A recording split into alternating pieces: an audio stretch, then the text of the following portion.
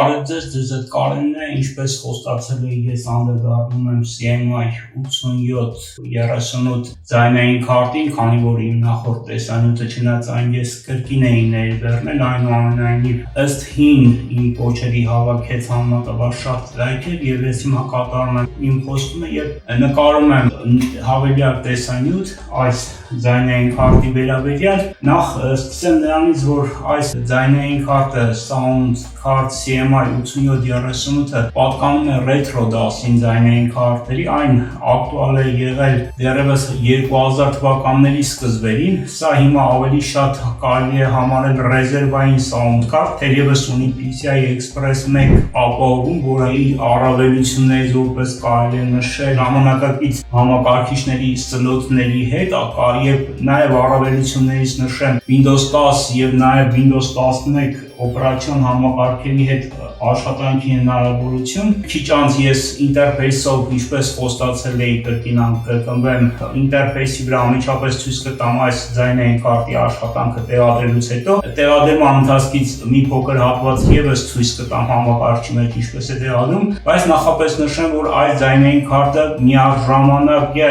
ելքեր չի ապահովում կամ այն կարող են ապահովել հավելյալ ուտիլիտների ծրագրերի միջոցով։ Դերևս պետք է նշեմ, որ ես որոշ ժամանակ առաջ հատուկ ծրագրով ստացա 4.1 էֆեկտը այս ձայնային քարտով, այսպայն այդ ծրագրի անվանումը չեմ հիշում, որ փորձարկենք։ Այնուամենայնիվ մենք ինտերֆեյսով քիչ անց կդիտարկենք նաև նրա աշխատանքը, նրա ինտերֆեյսի տեսքը, ինչ հնարավորություններ ունի։ Իսկ ինչ վերաբերում է այս քարտի ելքերին, այն ունի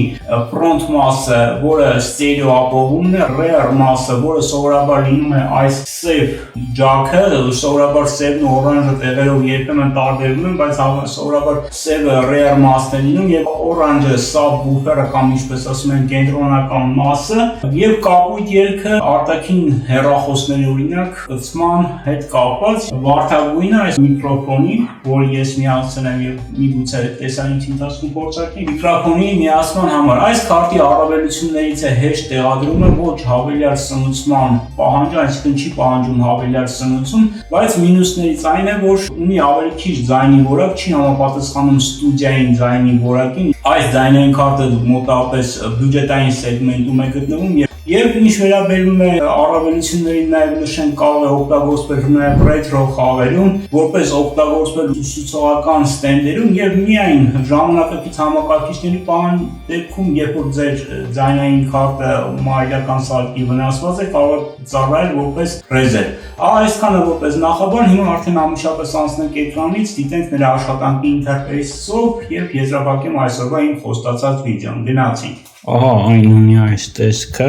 սովորաբար սա արտաքին սարքերի միացման տեղն է, սա միկրոֆոնի, սա ստերեո հիմնական ֆրոնտալ մասն է, սա rear, ինչպես ասում են, սովորաբար հանդես է գալիս rear մասը եւ օրանժովին սովորաբար subwoofer մասը, սակայն այս մասերը կարող են որոշակիորեն տարբերվել երբեմն։ Անմիջապես համակարգչից դիտարկենք այս sound card-ի աշխատանքը, ինչպես խոստացել էի, գնացինք։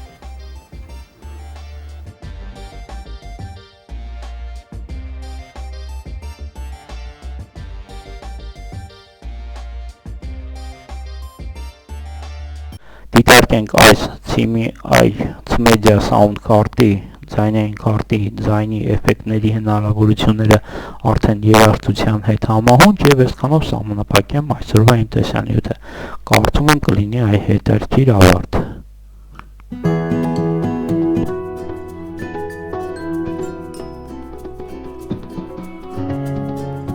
Փոխային դասական